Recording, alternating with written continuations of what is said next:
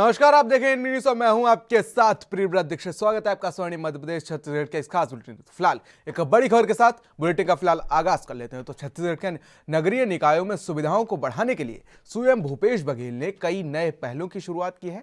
लोगों से जुड़ी जागरूकताओं और जरूरतों को पूरा करने के लिए सीएम भूपेश बघेल ने एक कदम बढ़ाया है और इसी को लेकर सीएम भूपेश बघेल ने नगरीय प्रशासन और विकास विभाग को निर्देश दिए हैं। और सीएम ने कहा कि नगरीय निकायों के कुल 112 करोड़ रुपए स्वीकृत किए गए हैं, जिसमें बिजली, पानी, सड़क समेत कई मूलभूत सुविधाएं मुहैया कराने की दिशा में काम किए जाएंगे।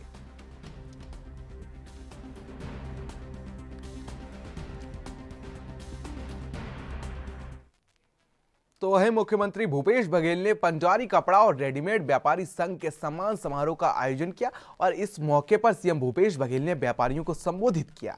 सीएम भूपेश बघेल ने कहा कि व्यापार का पहिया ग्राहक की जेब में पैसा होने पर घूमता है और जब जेब में पैसा होता है तब ग्राहक क्वालिटी और ब्रांडेड सामग्री देखते हैं।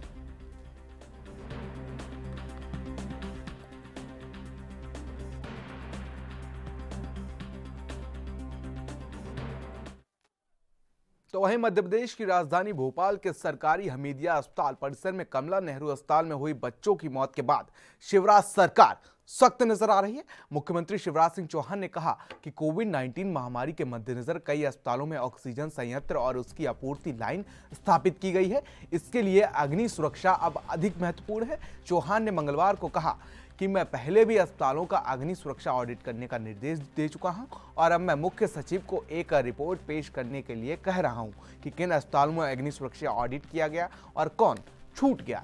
आग लगने की घटना के बाद 4 बच्चों की मौत के बाद प्रदेश सरकार अलर्ट हो गई है और मंगलवार को चिकित्सा शिक्षा विभाग के प्रदेश भर के अस्पतालों के लिए अग्नि सुरक्षा के संबंध में दिशा निर्देश जारी किए गए हैं। इसके साथ ही राज्य के सभी सरकारी और निजी अस्पतालों का अग्नि सुरक्षा ऑडिट करने के आदेश दिए गए हैं।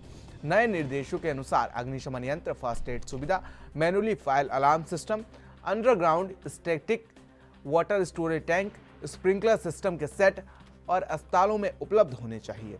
इसके अलावा अस्पतालों में अग्नि और विद्युत सुरक्षा के ऑडिट हर 2 साल में होना चाहिए, ये भी निर्देश दिए गए हैं। और अस्पताल के कर्मचारियों के लिए हर माह यानी कि हर 6 महीने बाद मॉक ड्रिल होनी चाहिए, ये भी सीएम शिवराज सिंह चौहान की कैबिनेट में यह फैसला लिया गया है।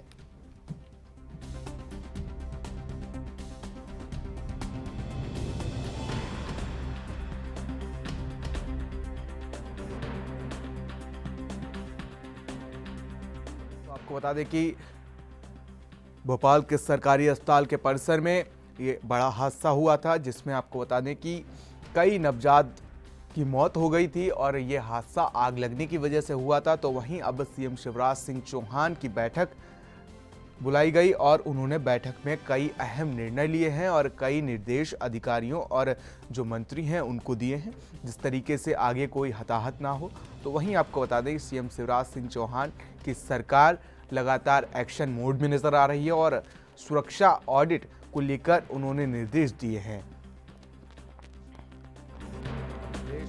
कि भोपाल में एक बड़ा हादसा हुआ था जिसमें कई नवजात शिशुओं को अपनी जान गंवानी पड़ी थी और आग लगने के चलते जो शिशु वार्ड था उसमें आग लग गई थी और उसके बाद सीएम शिवराज सिंह ने एक बैठक बुलाई और बैठक में कई अहम निर्देश दिए गए हैं।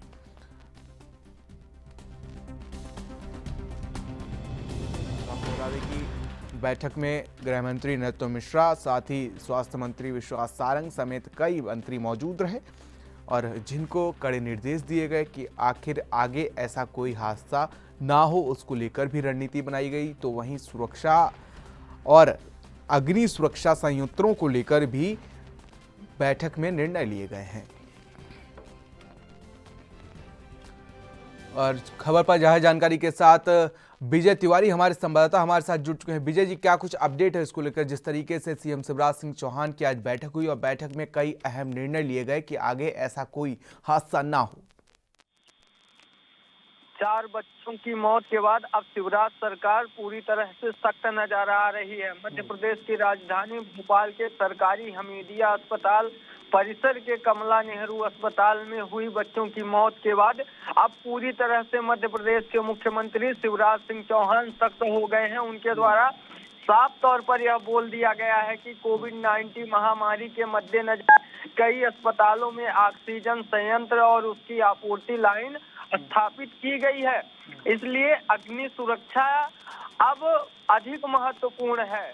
चौहान के द्वारा साफ तौर पर श्री चौहान के द्वारा बोला गया कि मंगलवार को जो घटना हुई थी और उनके द्वारा पहले भी अस्पतालों का अग्नि सुरक्षा ऑडिट करने का निर्देश दिया गया था, बावजूद इसके अस्पतालों में लापरवाही बरती गई और लापरवाही। एक सवाल और है मेरा कि जिस तरीके से ये देखने को मिल रहा है कि आखिर ये सब बैठकें, ये सब निर्णय, ये सब तभी क्यों लिए जाते हैं जब हादसा हो चुका होता है, जाने जा चुकी होती हैं। ये एक बड़ा सवाल है मध्य प्रदेश सरकार के लिए।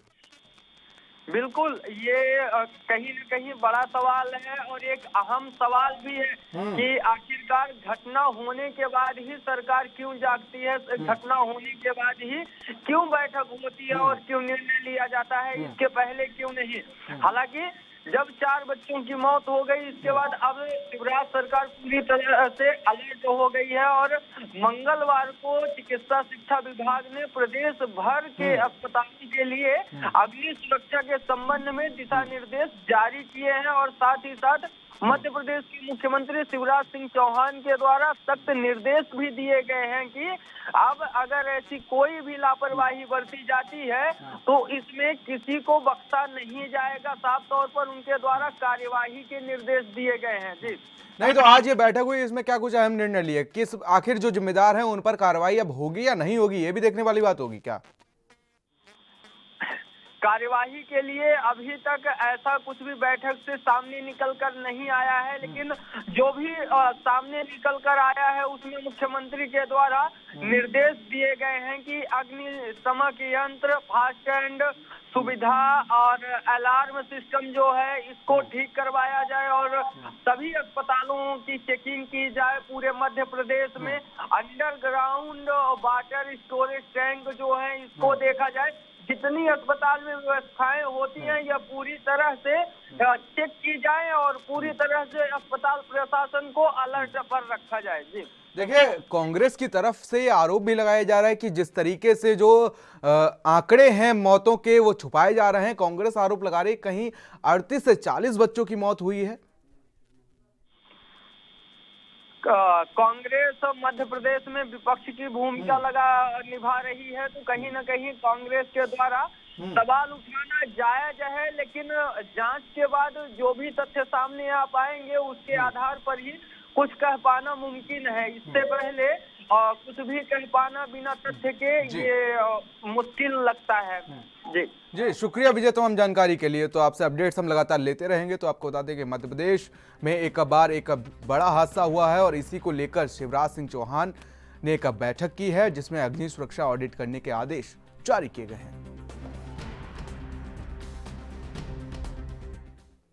तो मध्य प्रदेश में कांग्रेस जो है वो लगातार अपना विस्तार करती हुई नजर आ रही, जिसको लेकर समय समय पर कार्यकर्ताओं को मीटिंग के जरिए जोड़े रखने के लिए कांग्रेस कोशिश करती रहती है। इसी कड़ी में मध्य प्रदेश कांग्रेस अध्यक्ष कमलनाथ ने कांग्रेस कार्यकर्ताओं के साथ एक बैठक का आयोजन किया। बैठक में पूर्व सीएम कमलनाथ ने कहा कि मंडलम, सेक्टर और बूथ ही पार्टियों की नींव है और इन्हें कैसे मजबूत करना है इस पर विचार करना चाहिए। जब बूथ मजबूत होगा तो सेक्टर और मंडलम मजबूत होंगे। इनमें जो निष्क्रिय पदाधिकारी हैं उन्हें बाहर का रास्ता दिखाया जाए और निष्ठावान कार्यकर्ताओं को स्थान दिया जाए। हमारा मुकाबला बीजेपी के नेताओं से नहीं है, उसके संगठन से है। जिला और ब्लॉक कांग्रेस के अध्यक्ष सक्रियता के साथ काम करें। और इस बैठक का आयोजन प्रदेश कांग्रेस कार्यालय में हुआ, जिसमें सभी जिले के प्रभारी मौजूद रहे।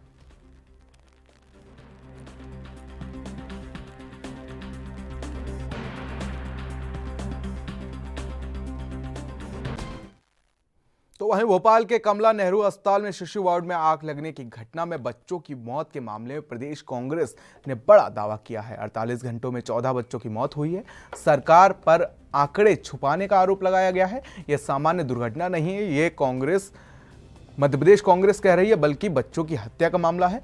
प्रदेश कांग्रेस के कार्यकारी अध्यक्ष जीतू पटवारी, पूर्व चिकित्सा शिक्षा मंत्री डॉक्टर विजय लक्ष्मी साधो, पीसी शर्मा और विधायक आरिफ मसूद ने संयुक्त प्रेस वार्ता की और इसमें जीतू पटवारी ने कहा कि घटना के समय अस्पताल में 40 बच्चे थे, इनमें से 4 बच्चों की मौत की घटना हुई है। ये मध्य प्रदेश की शिवराज सरकार कह रही है, लेकिन आंकड़े कुछ ज्यादा हैं। सुनवाते हैं आपको जीतू पटवारी ने क्या कुछ कहा। सामूहिक मौतों में ये सरकार की एक चलन सा है, हॉबी सी है कि ये मौत के आंकड़े छुपाती है। शिवराज सिंह जी को मजे आते हैं, उनकी सरकार को मजे आते हैं। लगातार मौतें होती है, आंकड़े छुपाने में ही विश्वास रखने वाली है सरकार। अब ये बताओ कि बच्चों की मौत, वो माताओं की वेदना, वो परिवारजनों का दर्द, उसको छुपाने से क्या फायदा, किसको फायदा? क्या आप मुआवजा बचाना चाहते हैं? क्या मौतों से छवि बचाना चाहते हैं, या छवि सुधारना चाहते हैं? क्या करना चाहते हैं? आखिरी में मुख्यमंत्री 3 कदम दूर उन परिवारजनों से नहीं मिले जिनके बच्चों ने सिसक सिसक के दम तोड़ दिया सरकार की गलती से। मैं मानता हूं ऐसी पूरी परिस्थिति में ये वेदनाहीन सरकार है, और मैं इनकी माता पिता की वेदना को न समझने वाली सरकार है, इसकी मैं निंदा करता हूँ। लेकिन सरकार कह रही है कि जांच चल रही है, जांच की जा रही है। कुछ प्रशासन कह रहा है कि कुछ बच्चों की मौत पहले हो गई थी, कुछ बाद में हुई थी, सारे बच्चे वहाँ पे क्रिटिकल थे। आज तक जितनी जांचें हुई या जितनी जांचें डिक्लेयर सरकार ने की, कितने का निर्णय आया सामने? और ये किसको जांच दिया आपने? जिसकी जिम्मेवारी थी सीएस को दी, स्वास्थ्य के जिसकी जिम्मेवारी थी कि ये मौतें नहीं हो, चोर की को चाबी दे दी, बिल्ली को दूध। तो वहीं अपने बयानों को लेकर चर्चा में रहने वाली भोपाल की सांसद साध्वी प्रज्ञा सिंह ठाकुर का एक और अजान को लेकर बयान सामने आया है। उन्होंने सुबह होने वाली अजान पर आपत्ति जताई है। सांसद ने कहा कि सुबह की आवाजों से न सिर्फ बीमार परेशान होते हैं, बल्कि साधना भी भंग होती है। साध्वी प्रज्ञा सिंह ठाकुर ने एक कार्यक्रम के दौरान लोगों को संबोधित करते हुए कहा कि सुबह 5 बजकर कुछ मिनट से बहुत जोर से आवाजें आती हैं। वो आवाज़ें लगातार आती हैं, सबकी नींद खराब होती है, और नींद खराब होती है तो कुछ बीमार जो होते हैं उनको काफ़ी तकलीफ होती है। उन्होंने कहा कि साधु सन्यासियों की जो साधना है यह उसी समय होती है, और उनकी साधना में ये परेशानी डालती है। निष्कंटक हो जाए, बहुत जोर जोर से आवाजें आती हैं सुबह 5 बजकर कुछ मिनट से, और वो आवाजें लगातार चलती रहती हैं। सबकी नींद हराम होती है, सबकी नींद खराब होती है। कुछ लोगों पेशेंट भी होते हैं, उनकी भी बीपी बढ़ते हैं। किसी को कोई तकलीफ, किसी को कोई तकलीफ, किसी पेशेंट को रात भर नींद नहीं आती है, लेकिन वो सुबह निद्रा में जब जाता है तो आवाजों से विघ्न पैदा करता है। और सच बताऊं तो साधु सन्यासी जो होते हैं उनकी ध्यान साधना का समय भी 4 बजे ब्रह्म मुहूर्त से होता है। हमारी आरती का समय। और इसी खबर पर ज्यादा जानकारी के साथ एक बार फिर से हमारे संवाददाता विजय तिवारी हमारे साथ जुड़ चुके हैं। विजय जी, क्या कुछ अपडेट हो इसको लेकर? जिस तरीके से जो सांसद है साध्वी प्रज्ञा, वो लगातार विवादों में रहती हैं, कई बार उनके बयान ऐसे सामने आए हैं, लेकिन एक बार फिर से उन्होंने अजान को लेकर एक जाति विशेष को मुद्दा बनाकर उन्होंने ये बयान दिया है। क्या कुछ कहना है इसमें आपका? हमेशा अपने बयानों को लेकर चर्चा में रहने वाली भोपाल की सांसद साध्वी प्रज्ञा सिंह ठाकुर का अजान को लेकर एक बार फिर से एक बयान सामने आया है। उन्होंने कहा कि सुबह होने वाली अजान पर कई जो बीमार लोग रहते हैं वो भी परेशान होते हैं, इससे साधना भी भंग होती है।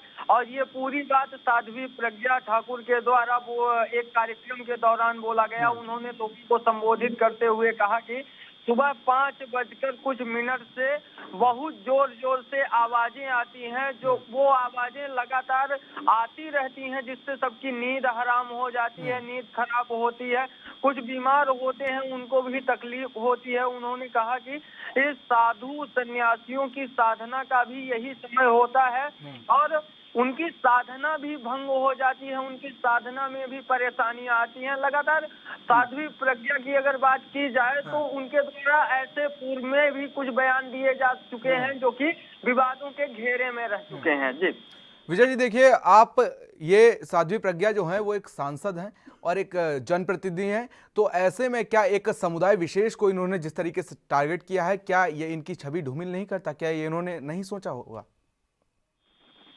बिल्कुल, एक सांसद के लिए और ऐसा ये बयान देना कहीं ना कहीं ये विवादों के घेरे में रहता है, और एक सांसद की मर्यादा से अगर देखा जाए तो उन्हें ऐसा बयान नहीं देना चाहिए। बावजूद इसके कहीं न कहीं साध्वी प्रज्ञा के द्वारा पूर्व में भी ऐसे कई विवादित बयान अभी शायद 1 महीना ही बीता हो, उन्होंने ब्यूरोक्रेसी को लेकर भी सवाल उठाए थे। उन्होंने कहा था कि ब्यूरोक्रेसी जो होती है वो मेरी चप्पल की नोक पर है, और एक बार फिर से 1 महीने के भीतर ही ये दोबारा उनका जो बयान है वो फिर से सामने आया है, जिस पर विवाद खड़े हो रहे हैं। जी वही कहने का मतलब यही है कि लगातार इनके द्वारा कुछ न कुछ विवादित बयान दिए जाते रहते हैं, जिससे कि ये आए दिन अपने ही बयानों में विवादित हो जाती हैं और घेरे में रहती हैं। हालांकि इस पर विपक्ष के द्वारा भी सोशल मीडिया पर तरह तरह से टिप्पणियां की जा रही हैं। जी शुक्रिया विजय तमाम जानकारी के लिए। तो आपको बता दें कि वह फिर से भोपाल से सांसद साध्वी प्रज्ञा एक बार फिर से विवादों घेरे में है और उन्होंने अजान को लेकर जो एक समुदाय विशेष को टारगेट किया है उसको लेकर विपक्ष लगातार हमलावर होता नजर आ रहा है। तो 4 दिवसीय छठ महापर्व 8 नवंबर से शुरू हो गया था और मध्य प्रदेश की राजधानी भोपाल में बसे भोजपुरी समुदाय के महिलाओं ने आज शाम 4:30 बजे शहर के 50 विसर्जन घाटों और कुंडों में डूबते हुए सूर्य को जल अर्पित कर पूजा अर्चना की। साथ ही आपको बता दें कि शहर में रहने वाले भोजपुरी समाज के करीब 4.5 लाख लोग छठ महापर्व मना रहे हैं और इसके बाद गुरुवार यानी कल उगते हुए सूर्य को अर्घ्य देकर छठ महापर्व का समापन किया जाएगा। छठ महापर्व के इस अवसर पर राजधानी के शिवाजी नगर के लिंक रोड 2 पर स्थित जवाहर बाल उद्यान में छठ मैया की प्रतिमा स्थापित की गई है और भोजपुरी समुदाय के लोग बड़ी संख्या में आकर छठ मैया की पूजा अर्चना कर रहे हैं। पार्क में भजन कीर्तन का दौर चल रहा है।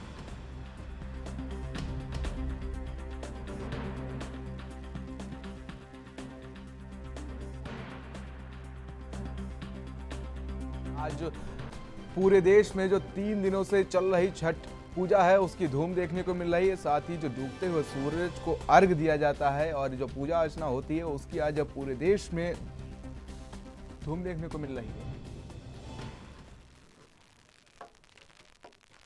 और इसी खबर पर एक बार फिर से विजय तिवारी हमारे साथ जुड़ चुके हैं। विजय जी, किस तरीके की धूम भोपाल में देखने को मिल रही है भोजपुरी समाज के द्वारा?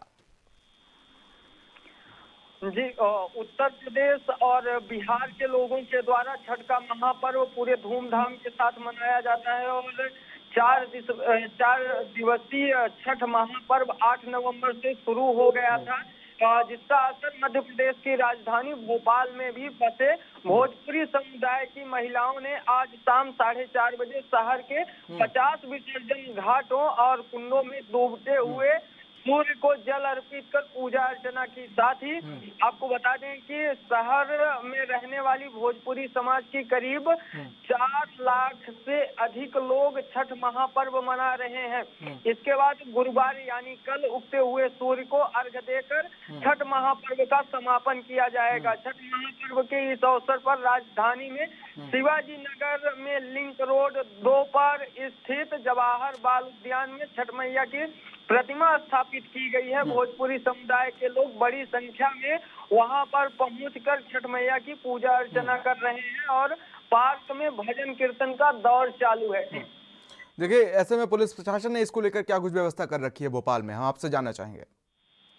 जी बता दें कि 4 दिवसीय जो छठ महापर्व शुरू होने वाला था उससे पहले एक दिन पहले ही पुलिस के द्वारा पूरी तैयारियां कर ली गई थी और पुलिस के द्वारा जहां जहां भगवान सूर्य देव को अर्घ्य दिया जाता है और हर एक घाटों पर पुलिस के द्वारा पूरी तैयारियां कर ली गई थी और जगह जगह सुरक्षा व्यवस्था को देखते हुए भी पुलिस के द्वारा टेंट भी तन लिए गए हैं और पुलिस के जवान जगह जगह पर मौजूद हो गए हैं, जिससे कि आने वाले जो भोजपुरी समुदाय की महिलाएं हैं इन्हें किसी भी तरह की कोई भी परेशानियों का सामना ना करना पड़े। देखिए, जो 50 घाट जो हैं जिनको निर्धारित किया गया है पूजा के लिए, उन पर कैसी क्या भीड़ देखने को मिली है, किस तरीके से लोग वहां जा रहे हैं? और अब तो शाम का समय है, फिलहाल कार्यक्रम का समापन होगा, लेकिन किस तरीके से अभी वहां पर भीड़ देखने को मिल रही है? शाम 4 बजे से ही इन लोगों का कार्यक्रम शुरू हो जाता है और कार्यक्रम शुरू होने के पहले ही ये लोग बड़े धूमधाम के साथ छठ महापर्व का त्योहार मनाते हैं और डीजे के साथ साथ कई तरह के बाजा गाजा के साथ ये लोग आते हैं और बड़ी ही धूमधाम के साथ त्योहार को मनाया जाता है। अगर इस समय पर बात की जाए तो इस समय पर जो घाट हैं इन घाटों पर लगातार लोगों का आना जाना लगा हुआ है और लोग बड़े धूमधाम के साथ यहाँ पर छठ महापर्व का त्योहार मना रहे हैं और अपने घर में बच्चों के लिए, अपने पतियों के लिए खुशहाली की प्रार्थना की जा रही है। जी शुक्रिया विजय तमाम जानकारी के लिए। आपसे हम अपडेट्स पूरा लेते रहेंगे। तो फिलहाल आज पूरे देश में छठ पूजा की धूम है और इसी को लेकर जो 50 घाट निर्धारित किए गए थे मध्य प्रदेश में, वहां भी भोजपुरी समुदाय के जो लोग हैं वो लगातार पहुंच रहे हैं और डूबते हुए सूर्य को अर्घ दे रहे हैं।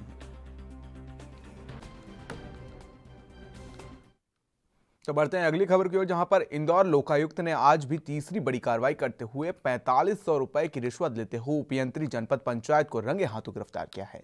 लोकायुक्त पुलिस ने जनपद पंचायत के उपयंत्री गीता विजयवर्गीय को उनके घर से 4500 रुपए की रिश्वत लेते हुए गिरफ्तार किया गया है। उपयंत्री ने मकान का नक्शा पास करने के लिए 5000 रुपए की रिश्वत की मांग की थी और इंदौर बाईपास पर बने ओमेक्स सिटी फेस 1 निवासी अशोक शर्मा से लोकायुक्त ने शिकायत दर्ज कर कार्रवाई की थी। तो वहीं आपको बता देंगे जिसके बाद पुलिस ने रणनीति बनाकर कार्रवाई की है।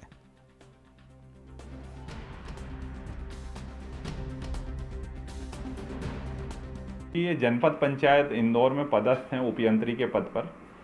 इनका नाम है सुश्री गीता विजयवर्गीय। ये जो है एक रंगवासा में जो हमारे आवेदक हैं उनका जो भी रिलेटिव हैं उनका मकान बनना है, उसके मकान के जो नक्शा की परमिशन के लिए उनसे 5000 रुपये की रिश्वत मांग रही थी। तो ये ओमेक्स सिटी फेज 1 के रहने वाले अशोक शर्मा हैं, उनके द्वारा पुलिस अधीक्षक महोदय के समक्ष शिकायत की गई थी कि ये उपयंत्री गीता विजयवर्गीय उनसे नक्शा पास कराने के एवज में 5000 रुपये रिश्वत की मांग कर रही हैं, जिस पे पुलिस अधीक्षक महोदय के द्वारा रिकॉर्डिंग हमारे उसमें कराई गई, जिसमें उनको रिश्वत मांगा जाना पाया गया। बातचीत के दौरान 4500 रुपये में जो है काम करना उनका तय हुआ था। आज उन्होंने उनको घर पे बुलाया था, तो इनके आवास में ही 54 नंबर स्कीम में FH 104 इनका आवास है, वहाँ पर 4500 रुपये की रिश्वत लेते हुए रंगे हाथों ट्रैप किया गया है और लोग भ्रष्टाचार निवारण अधिनियम की धारा 7 के अंतर्गत अभी इन पर कार्रवाई कर रहे हैं हम लोग। सर किस तरह से पकड़ा गया महिला को, किस तरह से? इन्होंने घर पे बुलाया था, वो पैसे देने गया बंदा, तो जो इनकी फाइल थी उस फाइल में ही उन्होंने पैसे गिने, 4500 रुपये हैं, बोला कि इसमें कम है 5000 देने थे तुम्हें, और वो फाइल में रख लिया। और जब हम लोग सब देख ही रहते वहाँ से लाइव, तो जैसे ही उन्होंने पैसे दिया, इशारा किया, तो हम लोगों ने सारे लोगों ने जाके फिर टीम के साथ उनको बता के अपना परिचय देके और तो चलिए रुक कर लेते खबरों की, जहां पर एक और मध्य प्रदेश की शिवराज सिंह चौहान की सरकार अपनी सरकार किसानों की सरकार कहते हुए नहीं थकती है और जिसके चलते किसानों के हित में कई योजनाएं भी लागू की जा रही हैं, लेकिन सरकार के ही निचले स्तर वाले बाशिंदे सरकार की योजनाओं को पलीता लगाते हुए नजर आ रहे हैं। और हम ये इसलिए कह रहे हैं क्योंकि ये खबर जो सामने आई है वो सच में इसको सटीक साबित करती है। आपको बता दें कि शासन के निर्देश और नियमों को ताक पर रखकर अपनी मनमानी करते अधिकारी नजर आते हैं, जिसके चलते किसानों की सरकार में किसान परेशान होकर अपनी जान गंवा रहे हैं। कुछ ऐसा ही मामला खररोद में सामने आया है, जहां पर आपको बता दें कि जिला पंचायत के गांव पिपलोदा पंथ में ये मामला सामने आया है, जहां पर एक किसान ने बैंक के कर्ज वसूली के लिए गए बैंक अधिकारियों ने कर्ज जमा करने के दबाव और अभद्र भाषा से आहत होकर सदमे में चला गया और जिसके चलते उसकी हार्ट अटैक से मौत हो गई। किसान की मौत पर परिजनों ने बैंक अधिकारियों पर गंभीर आरोप लगाए हैं और परिजनों का आरोप है कि लोन जमा करने के लिए प्रताड़ित करने लगे थे अधिकारी और कार्रवाई करने की धमकी देने की वजह से ये घटना हुई है। तो वहीं जिम्मेदार लोग इस मौत पर अपनी सामान्य प्रतिक्रिया दे रहे हैं और इसको सामान्य प्रक्रिया बताते हुए इस मामले से पल्ला झाड़ते नजर आ रहा है।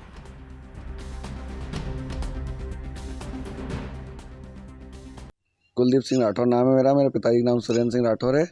कल दिनांक 8 नवंबर 2021 को नर्मदा झाबुआ ग्रामीण बैंक नागदा ब्रांच से राधेश्याम पंडित जी, उनके ब्रांच हेड और उज्जैन से कुछ टीम उनके साथ आई थी, जिन्होंने पापा को आधे से 1 घंटे तक प्रताड़ित किया और बोला कि कभी अभी आपने कर्ज जमा नहीं किया तो हम आपकी ज़मीन नीलाम करवा देंगे और कभी आपके बच्चे की कभी जॉब हो और जॉब भी लगी हुई हो तो जॉब भी छुड़वा देंगे और सब दूर से सिविल करवा के ने आपके कहीं भी लोन भी नहीं होने देंगे, हम कभी भी पूरा सिविल ख़राब कर देंगे आपका और आपके बच्चे का भी। तो इसलिए वो फिर चले गए बैंक वाले, फिर पापा खेत साइड गए तो उन्होंने लोड ले लिया बड़े पापा से। और खबरों में फिलहाल इतना ही। देश और दुनिया के तमाम छोटी बड़ी खबरों के लिए बने रहिए एनबी न्यूज़ के साथ। नमस्कार।